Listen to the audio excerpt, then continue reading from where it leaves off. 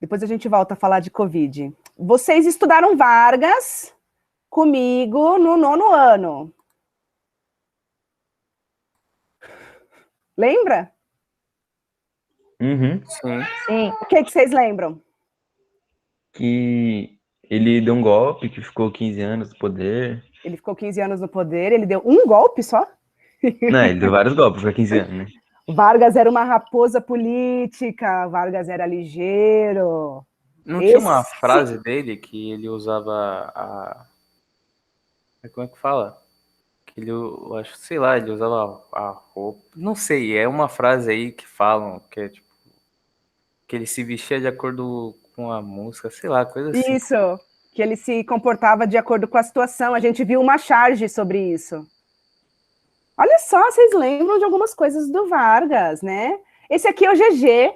Vocês lembram dessa carinha, Getúlio Vargas? Getúlio Vargas é um cara mega famoso no nosso país, assim, tipo, político, porque ele foi muito ligeiro, muito. Esse homem, você pode odiá-lo, você pode achar que ele é um safado, enfim, mas na verdade tem gente que gosta. Eu me lembro uns anos atrás, quando eu ainda morava com meus pais, que eu estava indo de ônibus para casa do trabalho, e eu tinha um velho discutindo no ônibus, falando bem do Getúlio Vargas, falando que naquele tempo era bom. E aí a gente vai estudar esse tempo, né, do Getúlio Vargas, vamos entender o que ele fez. E realmente, o Vargas, ele soube se transformar de acordo, ele dançou conforme a música. Né? Ele conseguiu se transformar de acordo com cada situação. Então ele era muito esperto, muito, muito. Isso a gente tem que reconhecer, o cara era esperto.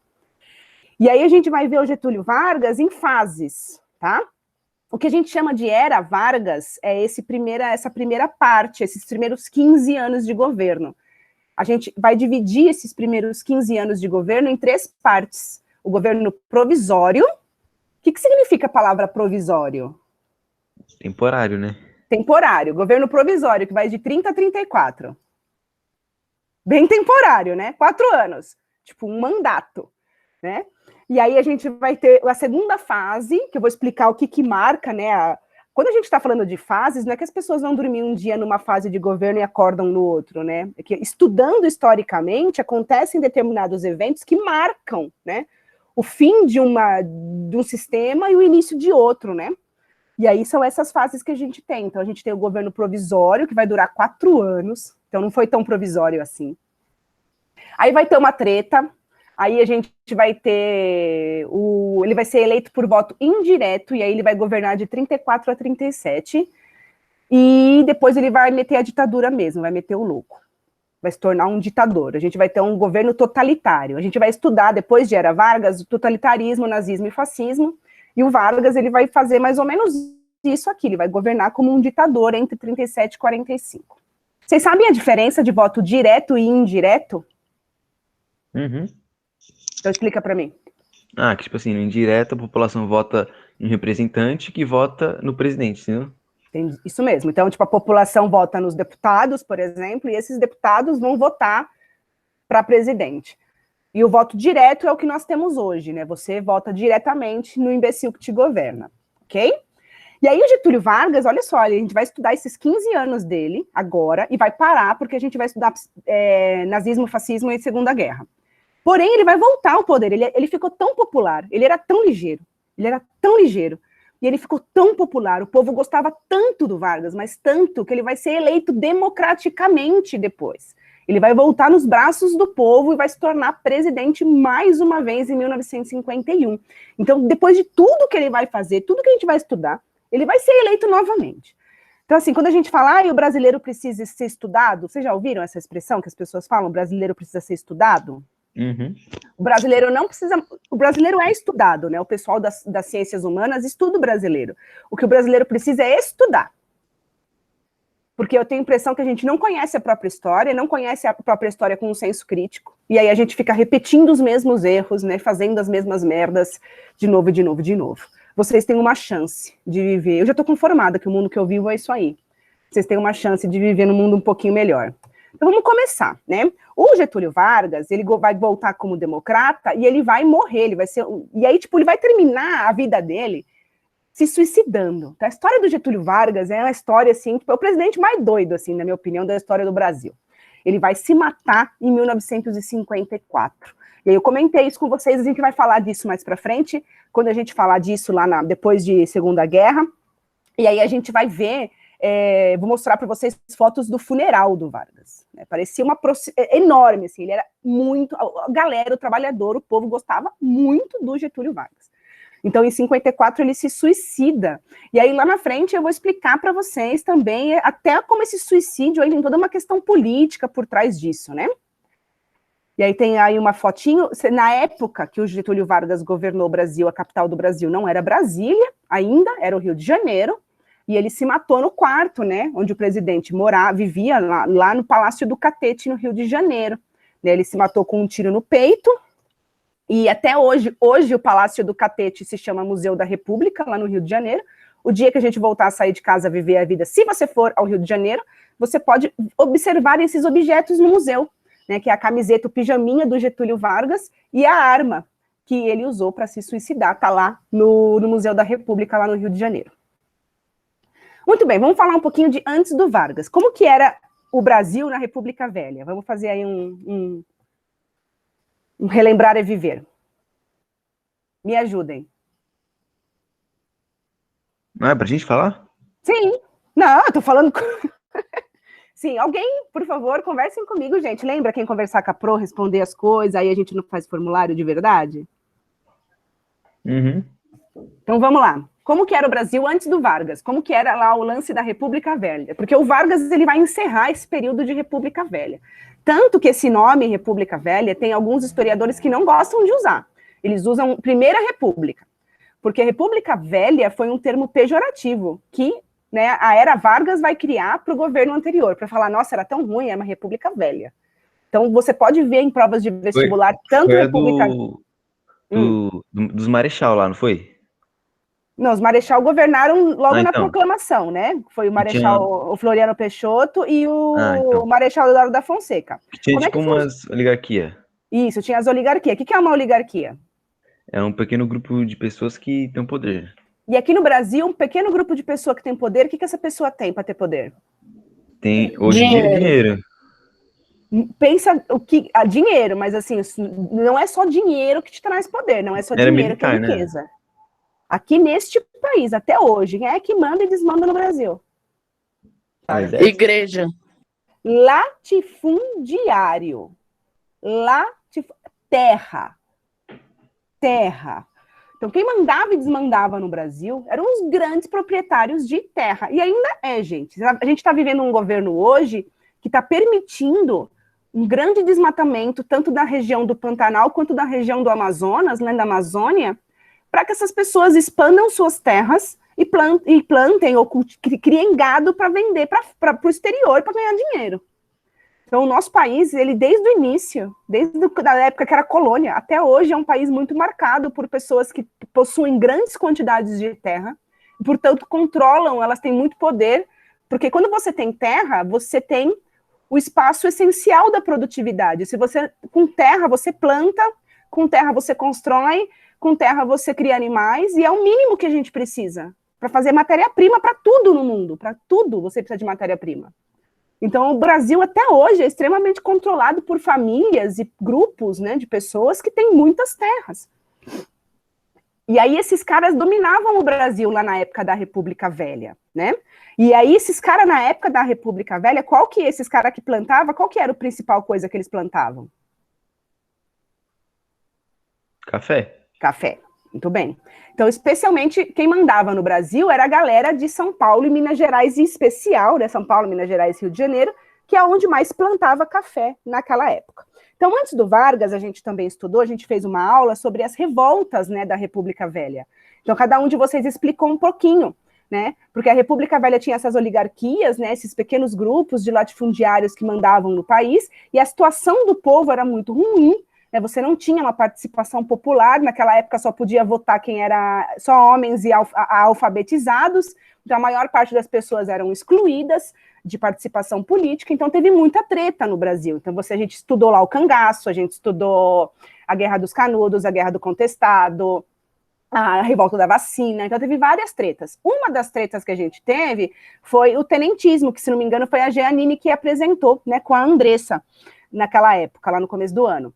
Que o tenentismo foi um movimento de militares que eram contra, né, tudo aquilo, que eram contra a falta de participação popular, que defendiam a educação básica para todos. E aí, desse grupo de militares, né, saiu a Coluna Prestes, né? A Coluna Prestes tem esse nome por causa desse cidadão, Luiz Carlos Prestes, e você precisa lembrar dele, porque nós vamos falar dele outras vezes ao longo, ele vai aparecer várias vezes aí durante a história, principalmente nessa época aí do governo Vargas. Então, guarda o Luiz Carlos Prestes aí na sua cabeça. Eu também guardaria no coração, mas pelo menos na cabeça. Muito bem. Então, ele liderou grupos de militares que caminhou pelo Brasil para tentar provocar a população contra o governo, para fazer insurreições contra o governo. Eles não conseguem, né, prosperar, atingir o objetivo deles, porém eles caminham pelo Brasil, eles enfrentam o exército, né, o outro lado do exército, o exército que se manteve fiel ao governo, e eles vencem todas as batalhas que eles têm, mas eles têm que fugir do Brasil, né? E aí o Carlos Prestes, ele vai para a Bolívia, e ele vai se refugiar num país recém-formado, lá na Ásia. Que país é esse que ele se refugia? Um país assim diferente, que acabou de se formar, depois de uma revolução. Sei lá, Rússia? A União Soviética. Ele vai para a Rússia. E aí ele vai para lá, e aí ele vai voltar cheio das ideias. Aí a gente lembra dele depois.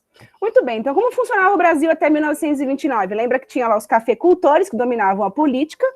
Então, assim, se você não era um barão de café, se você não tinha muitas terras, provavelmente você estaria descontente. Porque mesmo que você fosse um militar, você não tinha você não conseguia participar da política do jeito que você queria, você não conseguia se beneficiar. Né? A população, não preciso nem te contar, né, que era uma população muito pobre em geral, né? A população do campo, a população do Nordeste vivia uma situação muito precária, né? Então, teve várias revoltas no país. Então, a gente tinha um cenário de instabilidade no país, não era muito fácil, né, governar, porque todo mundo vivia ali meio insatisfeito. Aí, em 1929, a gente vai ter uma crise mundial, uma crise econômica mundial. Foi a maior crise do sistema capitalista que quebrou os Estados Unidos, que era o país, né, o símbolo do capitalismo. A gente vai falar disso também depois. E essa crise de 1929 vai afetar o Brasil. A gente vai ter mais tempo de discutir a crise depois, mas o que é importante saber agora? O Brasil é um país que vivia basicamente de vender café para o exterior. Então você pensa assim, os Estados Unidos quebrou, a economia norte-americana quebrou, a economia europeia quebrou. Eles eram os maiores compradores de café do Brasil. Se a economia deles compram, como que isso afeta o Brasil? Dá pra ter pra que vender, né? Exato, porque se você está com um país quebrado, o café não é uma coisa essencial. Assim, parece que é, né? Porque senão você não abre o olho de manhã. Mas na hora que seu país está quebrado, você não vai mais ficar comprando café. Você tem outras preocupações econômicas. Então, isso afeta o Brasil, porque a gente não tinha para quem vender. Então, a gente vai estar passando por um cenário de muita instabilidade. E lembra que nessa época tinha aquele lance lá da política do café com leite. Vocês lembram? Quem explica para mim? A política do café com leite era quando São Paulo e Minas meio que dividiam o poder. Isso. Era 4 anos já? Ou não? Era. Então, a cada 4 anos,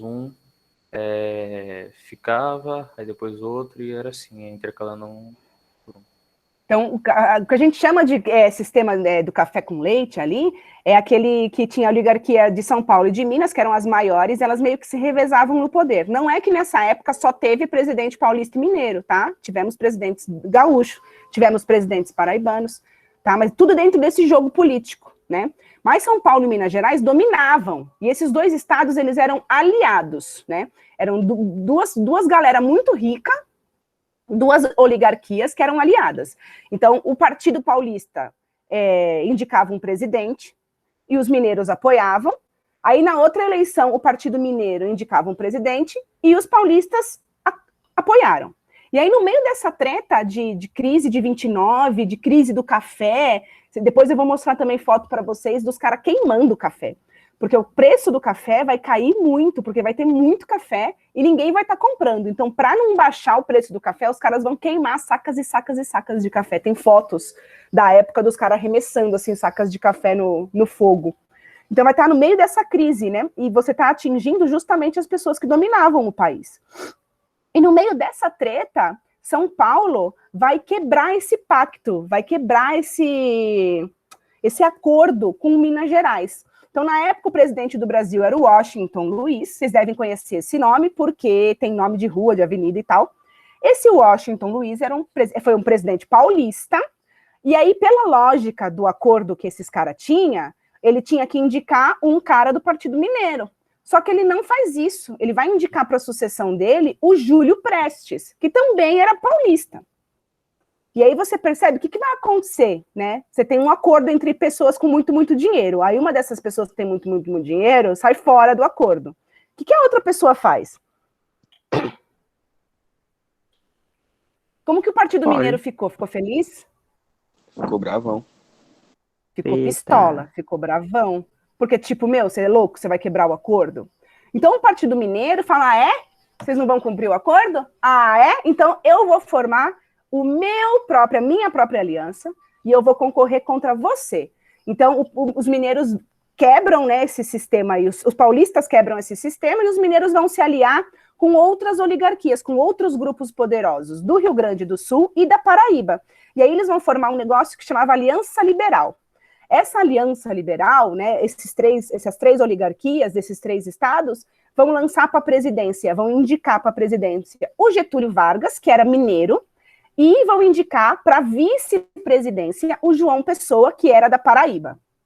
Tá? Aí eu trouxe até um posterzinho da propaganda da época, que bonito, né? Ele sempre põe uma moça, assim, para representar a liberdade, né?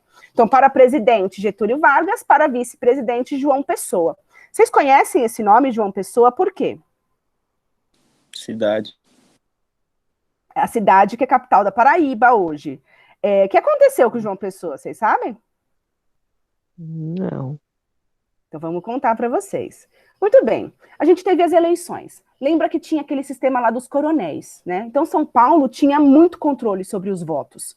E aí, por causa disso, São Paulo conseguiu eleger o Júlio Prestes. Então São Paulo era uma oligarquia que, tipo, antes estava junto com Minas. Aí eles romperam com Minas e se tornaram, tipo, a oligarquia que governava o Brasil. E aí as outras oligarquias, as outras pessoas que tinham dinheiro, ficaram muito putas, porque, eu vou ficar de fora. Não, a gente não vai ficar de fora. E aí acontece uma coisa, às vezes acontecem coisas na história e a gente consegue se aproveitar delas politicamente. O João Pessoa, ele é assassinado lá na Paraíba. Hoje a gente sabe, pelas circunstâncias, pelas evidências, que ele foi assassinado por questões de disputa de terra lá. Estava tendo alguma treta lá, porque ele também era um oligarca, ele também tinha dinheiro e terra. E aí ele foi assassinado porque ele entrou em disputa com alguém ali e ele foi morto. Mas o que esses caras fazem? Eles usam o assassinato do João Pessoa politicamente. Então eles vão começar a acusar os adversários, né, o Partido Paulista, o Júlio Prestes, o Washington Luiz, vão começar a acusar essas pessoas. Vocês mataram, né, o João Pessoa, vocês mandaram matar o João Pessoa, vocês estão nos perseguindo, que mimimi, que mimimi. E aí, essas oligarquias que ficaram de fora do poder, elas vão se aliar com militares, mais uma vez militares, que sempre se envolvem na política, que sempre querem se envolver na política para tirar proveito para si mesmos, e eles vão aí dar um golpe na oligarquia de São Paulo. Então, esses militares vão ocupar a capital do Brasil, que na época era o Rio de Janeiro, vão depor o Washington Luiz, falar, tipo, o Júlio Prestes nem chega a assumir, vão chegar no Washington Luiz e falar, então, você vai sair fora ou a gente vai precisar atirar na sua bunda?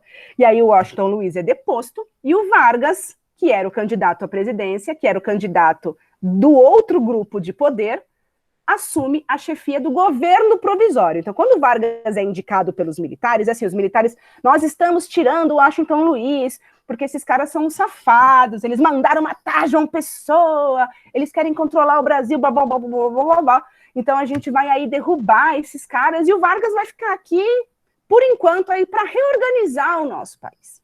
E aí também existe muito debate. Se você jogar na internet agora, você vai ver que na Wikipédia, por exemplo, não tá golpe de 1930, tá Revolução de 1930. Vocês acham que foi um golpe ou uma revolução? Golpe. Um golpe. Por quê? Por Que veio de quê? dentro. Porque veio de dentro. Então você tem dois grupos que têm muito poder, que governavam juntos. Aí eles brigam, um derruba o outro. Isso não pode ser uma revolução. Tem gente que defende que é uma revolução porque os caras falam, a República Velha era uma coisa tão horrível que o que veio depois era horrível menos um. Então, como é um pouquinho melhor, foi bom. Pera, não. Né? Tem que ter muito cuidado com isso. Mas se você jogar na internet, vai estar escrito Revolução de 30. Muito provável que a maior parte dos lugares fale em Revolução de 30. Então, se você vê Revolução de 30, é isso. Eu não chamo de Revolução de 30. Você tem dois grupos de poder, um briga com o outro, aí eu fiquei de fora, eu fiquei, eu tô de fora. Militares, vamos fazer amizade. Aí eu faço amizade com os militares, eu venho, e destruo o outro cara. Eu vou chamar isso de revolução? Na época, né, o governador de Minas Gerais chamava Antônio Carlos de Andrada, ele ficou famoso porque diz a lenda que ele falou o seguinte, pessoal, a gente precisa fazer a revolução antes que o povo faça. Tipo assim, a gente precisa fazer alguma coisa, retomar esse poder, porque se a revolução vem do povo, aí quem tem poder e privilégio perde o poder e privilégio. Então, essas oligarquias dissidentes, quer dizer, as oligarquias que ficaram sem poder, ficaram putinhas com São Paulo, e derrubaram a oligarquia paulista para poder voltar a ter poder. E aí a gente vai começar a ter o governo do Vargas. Até aqui, tudo bem? Sim. Alguma dúvida, alguma pergunta? Nenhuma. Nenhuma? Beleza. Então vamos falar da primeira parte aí do governo do Vargas. Quando o Vargas assume, ele vai centralizar a política. O que significa centralizar política? Deixar tudo bom pra todo mundo? Pensa assim, centralização, descentralização. Deixar tudo no centro. Deixa tudo quando Deixar uma pessoa só. você concentra numa pessoa só. Então, quando a gente fala um governo descentralizado, significa que várias pessoas têm poder. E aí, como várias pessoas têm poder, elas vão ter que dialogar, elas vão ter que brigar, elas vão ter que fazer compromissos, fazerem acordos. Tipo assim, não vou fazer o que eu quero o tempo inteiro. Então, aqui no Brasil, por exemplo, a gente não tem um poder centralizado numa pessoa só, né? Você tem o governo executivo, que é os caras que administram, que é o presidente, o governador e o prefeito. Aí você tem o legislativo, que é os caras que faz a lei, que são os deputados, senadores, vereadores. Você tem o judiciário, que são os caras que julgam. E aí, de vez em quando, você vê, e hoje em dia a gente vê muito as tretas, né? Você vê direto, tipo, o presidente tretando com o STF, que é o judiciário, e aí os caras do legislativo, que briga com não sei quem. Então, você tem aí várias pessoas que têm aí controle sobre a nossa vida, e elas ficam lá fazendo acordos e brigando e tal, para decidir o que vai ser feito. Quando o Vargas assume, ele acaba com isso, acaba com essa patifaria. Então, ele vai fechar o legislativo. Ele vai suspender a Constituição que existia, e a partir de agora ele governa sozinho por decreto-lei. Decreto-lei é uma maneira de você governar assim, eu sou presidente, eu escrevo a lei, não tem mais judiciário, não tem mais legislativo, não tem mais deputado discutindo projeto de lei, votando lei. Eu, que administro, também faço a lei, escrevo a lei, assino, publico no jornal e pronto, é lei. Outra coisa que ele vai fazer, que vai deixar muita gente brava, especialmente aqui em São Paulo, porque os caras aqui de São Paulo, eles tomam um golpe, a oligarquia paulista toma um golpe, mas eles não vão ficar chorando em casa, né? Eles vão começar a se movimentar. E aí o Vargas vai deixar muita gente brava, especialmente o estado de São Paulo, porque ele vai nomear interventores militares para governar o estado. Então, ao invés daquele governador que o estado tinha escolhido, mesmo com aquelas eleições fraudulentas, tudo controlada, ele vai nomear um militar, porque lembra que a oligarquia de Minas Gerais fez amizade com os militares para derrubar a oligarquia de São Paulo. Então ele vai nomear militares para governar os estados. São Paulo vai ficar doido. Então você percebe que todo mundo que tinha poder e privilégio está tretando. E o povo? Tá assistindo. E o povo tá o quê? Vendo. Tá indo, né? Tá sobrevivendo, trabalhando que nem um camelo, para poder alimentar, para sobreviver. O Brasil tinha todos aqueles problemas sociais de antes, né? Lembra que a República Velha tinha uma porrada de treta. Aliás, o cangaço, o Lampião, ele não é pego antes, né? Quem vai pegar já o Lampião já é no governo Vargas. O Lampião, se não me engano, é 35, 36, alguma coisa assim. Não sei de cor. Então, assim, é depois do governo Vargas que ele vai ser capturado e morto, né? Foi uma selvageria, decapitaram os caras. Então você vai ter ali que colocar panos quentes no povo. E o Vargas foi um cara muito esperto, porque ele conseguiu fazer com que o povo achasse que ele era um fofo, muito bonzinho, que estava fazendo tudo por amor do coração dele. E aí ele vai criar um negócio chamado direitos trabalhistas, né? Então o povo vivia uma situação muito ruim. Aí tem lá a Revolução Russa, e aí começa a ter formação, depois da Revolução Russa vai começar a ter formação de partidos comunistas aqui no Brasil, e aí o Vargas olha aquilo e fala, mano, imagina só, tipo, o povo vive uma vida de merda. Aí vem esses caras aí, esses comunistas, falar para as pessoas, gente, não precisa viver assim essa vida de merda, a gente pode viver diferente. Imagina essas pessoas colocando essas ideias na cabeça do povo. Então eu preciso fazer com que o povo me apoie e que o povo sossegue o facho para não ficar andando com um comunista na rua. Então, o que ele vai fazer? Ele vai criar os direitos trabalhistas. Então, ele vai criar uma legislação que vai colocar lá, a partir de agora, vocês não vão mais trabalhar 10, 12, 15 horas por dia, conforme seu chefe quiser. Você vai trabalhar 8 horas por dia. A partir de agora, você vai ter o descanso semanal remunerado. Um dia da semana que você vai descansar e você vai receber normalmente o seu salário. Você vai ter direito a férias. Então, como é que o povo fica? Feliz. Não só fica feliz, como acha que o Vargas faz tudo de bondade do coração. E veja, a gente tem um problema sério no Brasil até hoje. Tudo que os políticos fazem, qualquer um, o cara faz o mínimo da obrigação dele, a pessoa aplaude, a gente acha que é legal, graças a Deus que ele fez isso, como se eles tivessem feito, porque os caras, a gente tem um padrão tão baixo de político ladrão que não faz nada, que quando um cara vem e faz um A, que não é o mínimo da obrigação deles, porque é o serviço deles, eles se tornam meio que heróis, né? Então, assim, as pessoas, elas ficam endeusando o político. E o Vargas vai ser um cara que vai ser extremamente endeusado. O povo, o trabalhador, imagina o cara trabalhava 16 horas por dia. Por causa do Vargas, ele vai trabalhar um pouco menos, ou ele vai ganhar um pouco melhor. Então, ele vai achar que o Vargas é a melhor pessoa do mundo. Ele não entende que o Vargas fez aquilo porque estava tendo treta no Brasil. Ele não entende que o Vargas fez aquilo porque estava tendo greve.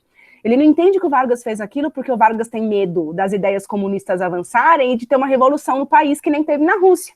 O cara acha que o Vargas é bonzinho. Outra coisa que vai ter bastante no Brasil é mulher querendo votar.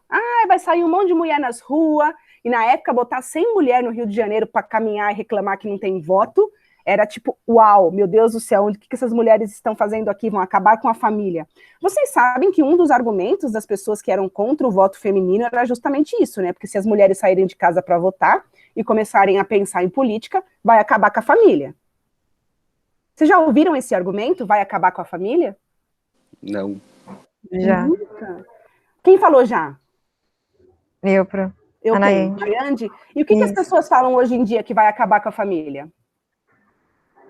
O que vai acabar com a família hoje em dia?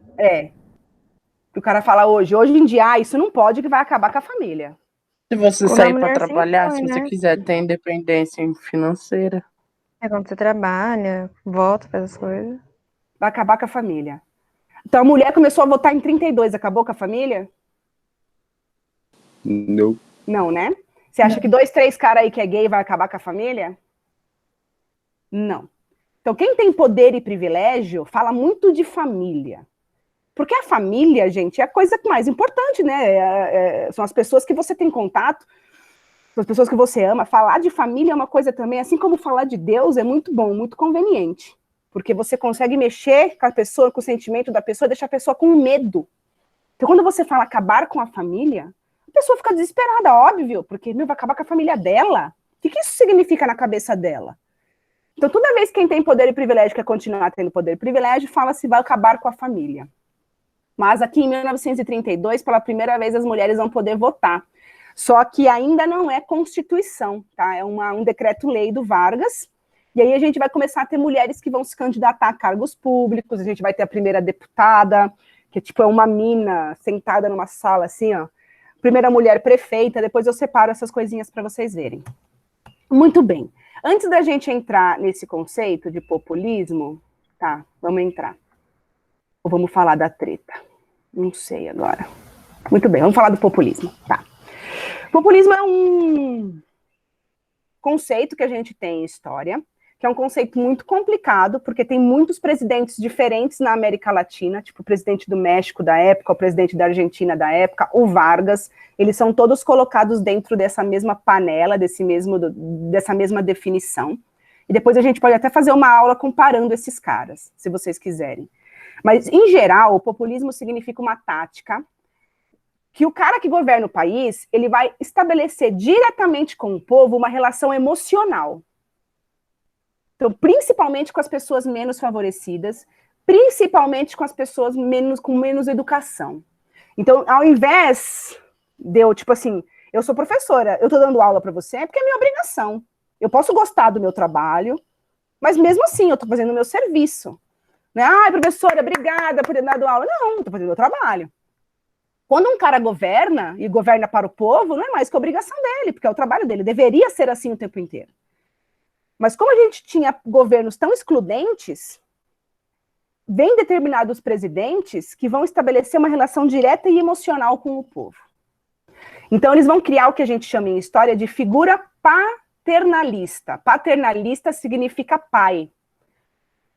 Então, as pessoas vão desenvolver um sentimento de afeto tão grande por aquele indivíduo que parece que aquele cara é da família dela. Ela gosta daquela pessoa como se aquela pessoa fosse o pai dela, como se aquela pessoa fosse uma pessoa presente na vida dela, alguém que ela realmente ama. E, na verdade, é só um político. E um político é um servidor público. Né? Assim como os caras que trabalham no SUS, o médico do posto te atende porque ele é um servidor público, assim como eu te dou aula porque eu sou uma servidora pública, um político é um servidor público, ele tem que prestar um serviço. Se ele não presta o serviço, ele tem que ser demitido, porque ou você trabalha ou você não trabalha. Mas esses caras, eles vão pegar, se aproveitar da pobreza, da ignorância das pessoas, para criar essa relação emocional. Então, o Vargas, ele vai ser chamado, ele vai ganhar o apelido na época de o pai dos pobres, porque ele fez lá aquela questão dos direitos trabalhistas e mimimi. Então a galera vai adorar o Vargas. Ai, o Vargas é tão bonzinho, o Vargas nos ama, o Vargas olha pra gente. Então o povo, né, principalmente as pessoas mais pobres, os trabalhadores urbanos, que não tinham muita educação, vão achar o Vargas assim, é praticamente um pai para mim. Só que essa tática, né, de ser paternal com o povo, é uma maneira de você conquistar esse povo para poder dominá-lo.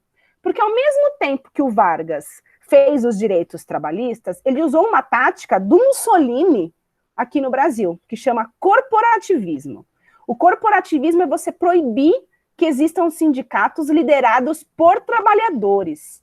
Então ele vai nomear um líder para esses sindicatos, para que esses sindicatos fossem controlados. Então, ao mesmo tempo que eu faço as leis trabalhistas, eu proíbo as greves. Se o seu chefe não cumpre a lei trabalhista que eu fiz, o que você pode fazer? Greve. Mas está proibido, você vai ser preso. Ah, nesse caso, nada. E a culpa é de quem? A culpa é minha ou a culpa é do seu chefe que não cumpriu a lei? Porque eu já fiz a lei. De quem que é a culpa? A culpa é do chefe, né? Do meu chefe. Não é seu, não é meu. Então, olha como o cara era ligeiro. Né? Tanto que esse apelido que ele ganhou, pai dos pobres, era um apelido real, assim, o Vargas é o pai dos pobres. Aí o apelido dele por trás, né, a galera falava que ele era o pai dos pobres e mãe dos ricos. Porque, por um lado, ele criou as leis trabalhistas, criou o Ministério do Trabalho, porque tinha muita treta, né, muita tensão social, tinha greve, tinha as ideias anarquistas e comunistas, então ele pensou assim, mano, vamos fazer alguma coisa para esses trabalhadores, para que eles não fiquem precisando ir atrás de comunista, com ideias aí de revolução. E aí a galera acha que as conquistas sociais, que veio através das greves e das lutas e das pressões das revoluções populares, foi um presente dado pelo Vargas. Ele vai, olha aqui as leis trabalhistas para você, como eu sou bonzinho, eu sou seu papai.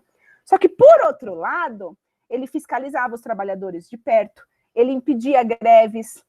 Então, ele garantia a ordem para os empresários continuarem explorando os seus trabalhadores.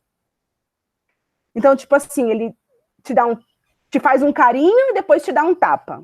E aí, como ele te fez um carinho, que fofo. Não foi, o cara não foi ligeiro? Conversa comigo um pouco aqui, pelo amor de Deus. O que vocês acham disso? Foi espertão. Astuto. Ele pegou na onde ele sabia que todo mundo ia ficar quieto. E vocês... conseguiu agradar todo mundo. Exato. Olha só. E não é à toa que esse cara vai ficar 15 anos no poder.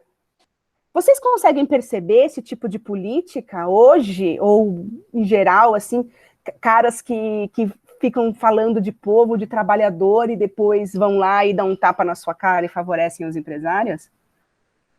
Vocês conseguem identificar isso hoje, essas táticas hoje? Uhum. Sim. Me dá um exemplo. Calma aí, tem que pensar. Calma aí.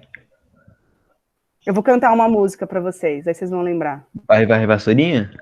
Não. O João Trabalhador. Quem se elegeu com esse slogan? Gente, tem que ter memória. O João Dória, o nosso governador. Ah, lembro não, João Dória. O João Dória fez a propaganda dele assim, o João Trabalhador, porque eu sou um empresário, tudo que eu tenho foi através de trabalho. E ele se elegeu. Ele chega na eleição, rua, mano. Chega na eleição, todos os políticos vão comer pastel, né? Né? Coloca, todos eles trabalham. Capacete, Todos eles trabalham, uma coisa louca. Porque ele precisa criar esse vínculo. 85% da população brasileira é trabalhadora. Você tem 15% de gente que é empresária. Ou dona de terra, sei lá, herdeiro, rentista. 85% da população do Brasil trabalha. Então, se você não criar um vínculo com esse trabalhador, vai ficar difícil. Você não vai chegar no trabalhador e falar, então, trabalhador, eu sou dono de empresa e eu quero mais é que você se foda e eu vou fazer leis para os empresários poderem ganhar muito dinheiro e explorar seu serviço mesmo. Você vai votar nesse cara? Não. Né? É muito descarado. Eu acho que pelo menos o mínimo de raciocínio o brasileiro tem. Então, o que eu vou falar para esses caras? Que eu sou trabalhador, que eu conquistei as coisas trabalhando. Olha só, gente, vamos trabalhar, vote em mim, no trabalho. E o Dória foi eleito. E o Dória, você lembra na época, quando ele foi eleito prefeito de São Paulo, antes dele ter sido eleito governador, você lembra das fotos que ele tirou, né? Ele foi pintar muro, tirou foto. Aí ele se vestiu de gari, segurou na vassourinha, tirou foto. Ele não varreu a rua, ele só se vestiu de gari. Então, ele fez, assim, tipo, várias propagandas para o trabalhador se identificar com ele. O Dória trabalhou na vida dele? Não. Não tem cara, não.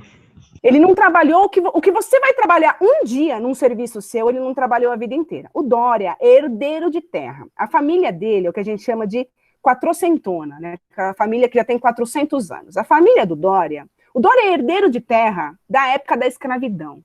A família do Dória possui terras, são latifundiários paulistas de, longa data. Então, lá atrás, na época que o Brasil ainda tinha escravidão, a família do Dória tinha terra e escravos. E enriqueceu às custas do trabalho desses escravos. O Dória é herdeiro disso. Então, aqui nesse país, veja só, quem é herdeiro de quem explorou os escravos tem direito. Agora, os descendentes dos escravos que trabalharam de verdade não têm direito. A gente não vive num país que valoriza o trabalho.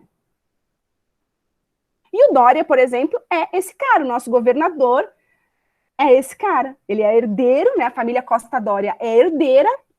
O pai do Dória foi o cara, ele era um empresário, e ele é o cara que inventou o Dia dos Namorados em junho. Não existia Dia dos Namorados, ele inventou o Dia dos Namorados para movimentar o comércio, para fazer as pessoas comprarem presentes, vender presentes. Eles são empresários, são pessoas que têm dinheiro de herança, e não é uma herança de ontem, é uma herança da época da escravidão. E os descendentes dos escravos que trabalharam nessas terras não têm direito a nada. Isso é muito populista. Eu vou lá, crio um vínculo com essas pessoas e depois eu dou um tapa nelas. Só que o Vargas é muito... Não se compara com o Dória. Vamos comparar o Vargas com o Dória, que ofende o Vargas. O Vargas foi muito mais esperto. Então, essa parte aqui deu para entender das táticas do Vargas? Se você vê alguma questão na sua vida assim, Sim. o Vargas era o pai dos pobres, mãe dos ricos, você vai conseguir explicar isso? Sim. Uhum. Sim, E não Sim. só conseguir explicar isso em termos de Vargas, mas identificar isso nos políticos de hoje. Você vai se formar, amanhã você tem 18 anos, você vai votar o ano que vem. Presta atenção. Eu não acredito que a gente vai mudar o Brasil profundamente através do voto, né? Vai precisar de muito mais que isso. Mas presta atenção nessas pessoas que são herdeiras, que pagam de trabalhadora, para você votar nelas e depois te dar um tapa, permitindo que empresários lucrem em cima do seu trabalho. Se você é um trabalhador, se a sua família é uma família de pessoas que trabalham, pense como tal. Não pense como se você fosse herdeiro de latifúndios de Mato Grosso, porque você não é. Ok? Doutrinei. A gente tem tempo ainda? Que vocês têm aula de física.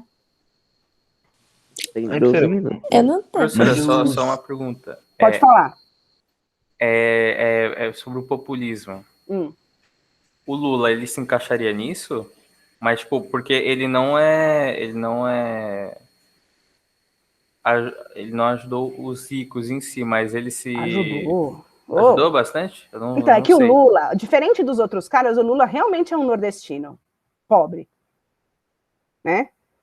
O Lula realmente nasceu, sei lá onde, lá no Nordeste, na cidade que ele nasceu, e veio migrante para São Paulo para trabalhar, e ele realmente foi um metalúrgico. Isso é real, isso aconteceu.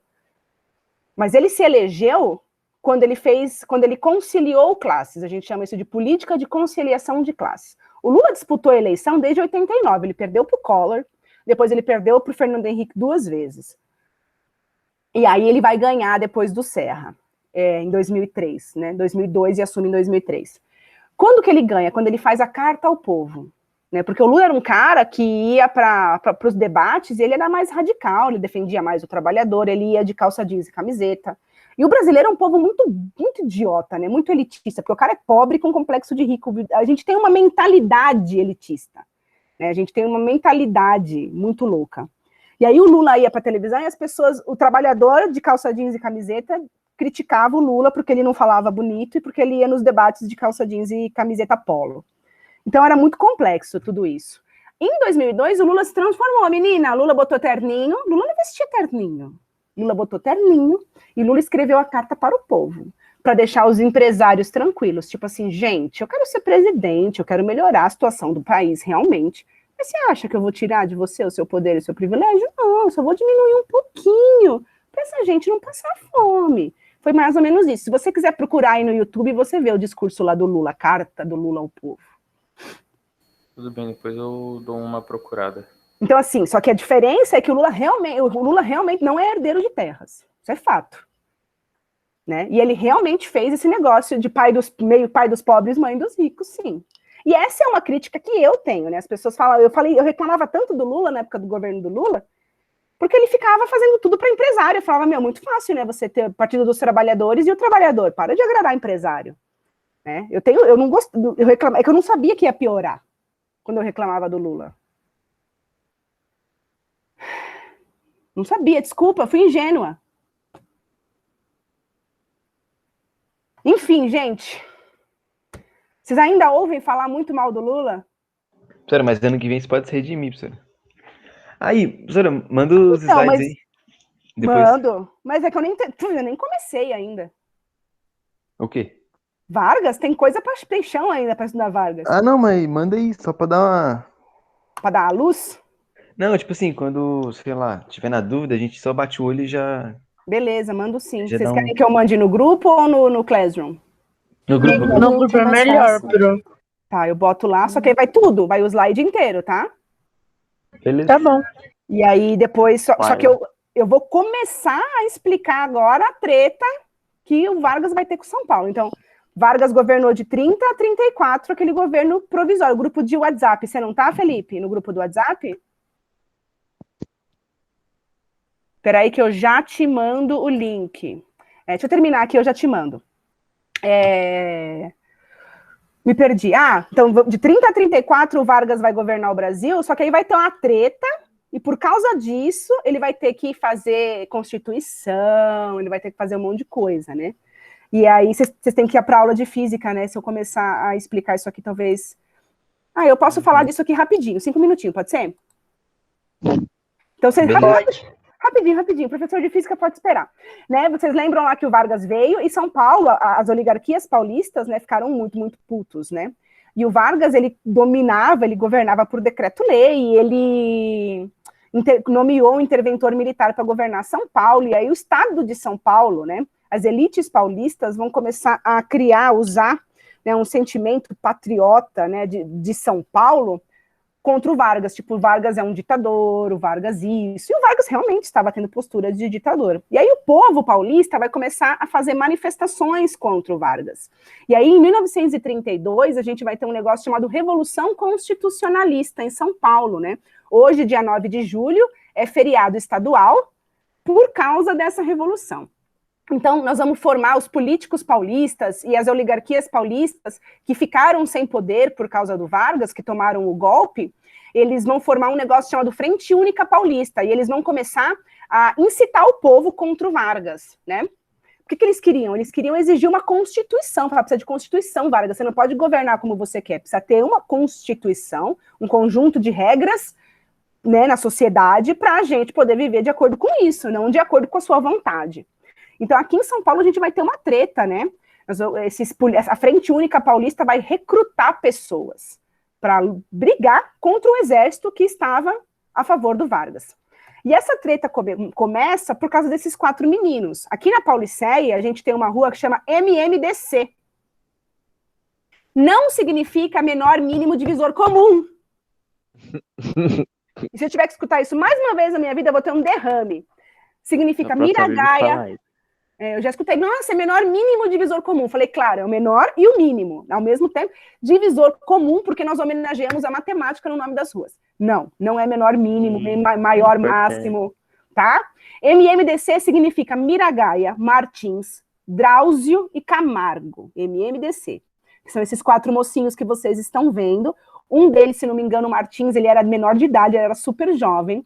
E esses meninos, eles estavam participando de uma manifestação contra o Vargas, porque o Vargas está sendo um ditador, o Vargas não tem Constituição, está oprimindo as pessoas, e eles participaram de uma manifestação e eles foram mortos, né, pela polícia. E aí os caras vão usar essa Frente Única Paulista, né, vão usar a imagem desses meninos para incitar o povo contra o Vargas, né. Então esses meninos, eles vão virar tipo símbolos, né, da revolução. Porque, nossa, eles morreram, o Vargas, o autoritário, mandou matar o nosso povo, mandou matar os paulistas. Miragaia, Martins, Drauzio e Camargo estavam se manifestando e foram assassinados. Então, isso vai incitar o povo. Então, muitas pessoas aqui em São Paulo vão ser recrutadas para esse exército, e aí eles vão fazer propagandas, né? Essa elite, esses políticos paulistas vão fazer propagandas, né? Você tem um dever a cumprir, consulte a sua consciência. Aí tá lá no quadradinho, MMDC. Para você lembrar lá, Miragaia, Martins, Drauzio e Camargo foram assassinados pelo ditador do Vargas. Então, junte-se a nós, vamos lutar contra o Vargas, né? Aí aqui tem mais propagandas, né? Paulistas às armas, MMDC de novo. Então, sempre eles iam lá na imagem dos meninos que foram assassinados. Abaixo a ditadura. Aí você tem um bandeirante, que é um símbolo aqui de São Paulo, é uma coisa horrorosa, porque os bandeirantes eram pessoas que caçavam indígenas para vendê-los como mão de obra escrava. Então, como é que a gente pode homenagear essas pessoas? Isso é nojento. Então, aí tem um bandeirante segurando, né, a bandeira de São Paulo, segurando Vargas. E aí, por 3 meses, a gente vai brigar com os paulistas, esse exército que se forma em São Paulo, vai brigar com um exército comandado pelo Vargas, né? E a gente vai perder, vamos tomar um pau. Mas fato é que a gente vai conseguir arrancar do governo federal uma assembleia constituinte, quer dizer, uma reunião para formar uma constituição para o país. Então, aí esse marco, essa treta com São Paulo e essa formação dessa nova Constituição marca o fim do período provisório do governo Vargas e abre um novo período aí da história, que é quando é eleito por voto indireto, e aí eu continuo semana que vem, porque você tem aula de física em 5 minutos. Perguntas, comentários, observações, piadas? Nenhuma. Nem Mas, ó, os bandeirantes, ó, tipo assim, eles escravizavam Enorme. índios Não, e eles eles tinham uma coisa... capturavam índios para vender para proprietários de terra tá. como mão de obra escrava. Mas, tipo Eles assim, eram caçadores de gente. eles tinham alguma coisa a ver com minério? Então, aí, porque assim, a ideia, os bandeirantes começam assim, era um grupo privado de pessoas, eram caras que se aventuravam, vamos entrar aqui na mata, vamos capturar esses indígenas, trazer esses indígenas para os proprietários de terra, vender para esses proprietários de terra escravizar esses indígenas, e a gente ganha dinheiro. Outra coisa que tinha também eram bandeirantes que eram contratados para acabar com os quilombos. Lembra que tinha os escravos? Isso na época do Brasil colônia, né? Tinha os escravos que fugiam para o interior e formavam os quilombos, que eram aquelas unidades de resistência, né? Eles formavam tipo uma vila para que eles pudessem fugir, para que eles pudessem viver sem ser escravizados. Esses bandeirantes eram pagos por esses proprietários desses escravos, ó, vai lá, acha esse quilombo e traz meus escravos de volta, acaba com essa frescura aí de quilombo, porque dar exemplo para os outros é uma coisa muito ruim. Tanto que o Quilombo dos Palmares, que é o nosso quilombo mais famoso aqui no Brasil, lá no Nordeste, ele foi destruído pela missão de um bandeirante chamado Domingos Jorge Velho. Então era isso que os bandeirantes faziam. E a gente homenageia essas pessoas. E aí, por causa deles começarem a entrar dentro do território para destruir quilombo, para caçar escravo, para caçar índio, eles vão começar a descobrir os minérios. E aí que a região de Minas Gerais, naquela época, começa a ser explorada. Tá.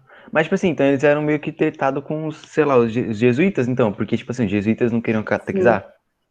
Aí vai ter muita treta com o jesuíta, porque os jesuítas iam lá na floresta, pegavam os índiozinhos, vamos lá, Cristo, cristianizavam os índiozinhos. Formavam as missões jesuíticas, né? Aí, para os bandeirantes, uma missão jesuíta era a melhor coisa que tinha. Porque tava tudo ali, os índios reunidos, era só chegar, invadir e capturar.